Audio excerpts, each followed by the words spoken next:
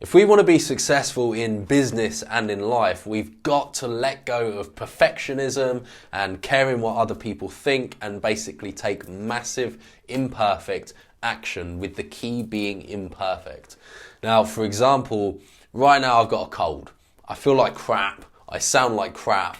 I probably shouldn't be shooting this video, but it's quite fitting for the topic of this video that I'm just going to go ahead and do it anyway. And one of the biggest things that I've learned on my journey of entrepreneurship is really to let go of trying to be perfect. One, because it's just an illusion, but more importantly, because as long as we're holding on to any notion, any image of trying to control the future and make sure that we're being perceived a certain way, or we're looking a certain way, or other people are thinking of us a certain way, those are all things completely out of our control. We can't dictate what somebody else thinks of us. Even if you do everything absolutely perfectly, other people will still think you're a jerk. Even if you crash and burn, there's people who still think you're fantastic. It doesn't matter. You can't control what other people think, and it's completely meaningless and irrelevant anyway.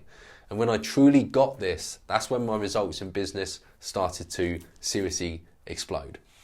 Now, as you're watching this video, if you like it, if you get something out of it, or if you just want to give me some sympathy for feeling like crap, then please comment in the comments below. And don't forget to hit subscribe on this video if you do want more videos like this.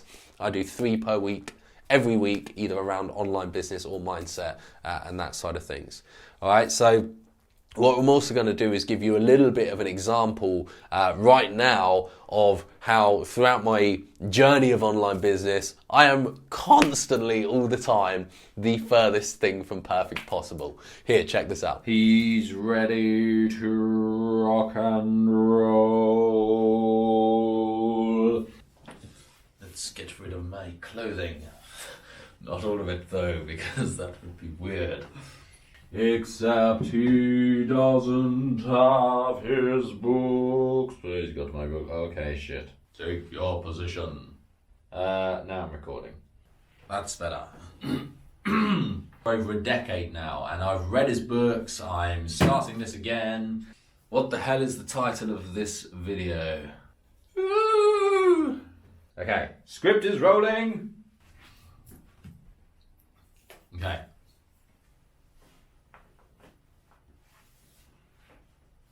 Yeah! Not the type of video content we want to produce here. No, it is not. Okay. Try that one more time. Ah! A lot of work in starting this video again.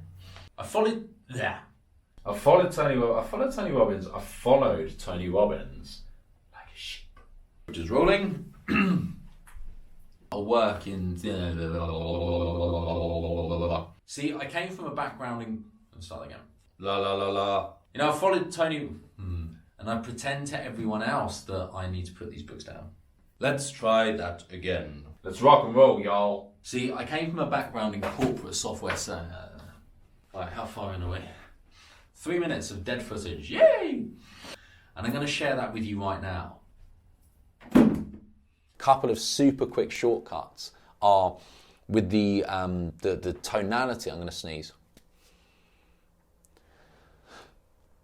Oh, bollocks. So that's kind of what goes on behind closed doors. And one of the biggest things, as I say, is really getting to this space where genuinely you let go of trying to look good.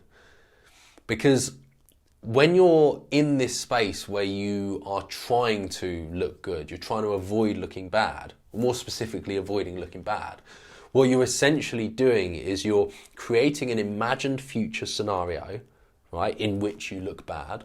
We're attaching meaning to that, significance to that, oh, if I look bad and people perceive me this way, that's going to mean this thing about me or that thing about me, and I want to avoid that. And then by running that story, that dialogue, and by wanting to avoid that imagined future scenario happening, we create a restriction on ourselves in the present moment. we then won't be able to take actions where we think there's a high chance that we're going to end up looking that way. And so we'll avoid taking those actions. We'll avoid putting ourselves in situations where we may look bad because we're putting way too much emphasis on what it means, right? Which is imaginary bullshit. We're putting emphasis on what it means if we look bad. And one of the most powerful things that we can do to let go of perfectionism is to flip the dialogue about what it means to be imperfect. So think of the people, some of the people that you really feel most open to and you really feel the most compassion for and you really feel the most connected to in your life. Do you look at them and do you feel that connection to them because they're perfect? Or do you feel that connection because they're human? And by definition are therefore also imperfect, right? There's no such thing as a perfect human being, and to try and achieve perfectionism is one of the main things that will create anxiety and stress and worry and all of these negative emotions, because we're living into an imagined character that we can't possibly sustain. It's impossible. And because of that, it's just going to create so much stress and anxiety around trying to live into an impossibility. So you've got to let go of that and realise, and this is where flipping the dialogue comes into it. If we can realise that the less perfect you are and the more you just let go of trying to be perfect and you just own and accept your imperfections, those are your greatest strengths and those are what will make you relatable to other people. One of the most empowering things that you can do in business is give somebody else the belief that they really can create the type of life they want to create, or create the result that they want to create, or do what it is your product or service will help them do, or whatever. Like, the backbone of it is belief. And if you can empower someone and give them belief, that is an incredible gift. And when I realised this, and I realised that, you know, the people I help in online business, if they're seeing me failing, crashing and burning, messing things up, you know, not being slick and perfect, that closes the perceived gap from where they are to where they think I am, and therefore makes me more relatable, and therefore increases other people's belief that, hey, maybe they can do this too. And so the greatest asset that I've ever had is just being imperfect. The more I fail and the more people see me fail, the more relatable that I am. The less I try and resist it, the more human I am. Right? Just like, oh, I crashed and burned, failed again, doesn't matter. It's just part of being human. Just own that. Just put it out there and just let go of what it means, because it doesn't mean anything. Right? People will look at you failing and go, you know what? Fair play, he tried. And then ask yourself, same question, when you look at other people failing, are you the type of person that's going to point and laugh at them and go, ha, you dickhead, like, look at what you've done there? Or are you the type of person that's going to go, you know what? Fair play. They tried.